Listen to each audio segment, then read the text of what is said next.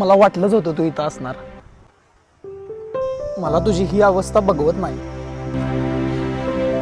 तुला तर माहितीच आहे आपले आई बाबा गेल्यापासून आपण आपलं आयुष्य कसं जगतोय ते. हो दादा. मला सांग, तू मुलगा तुला खरंच आवडतोय काय?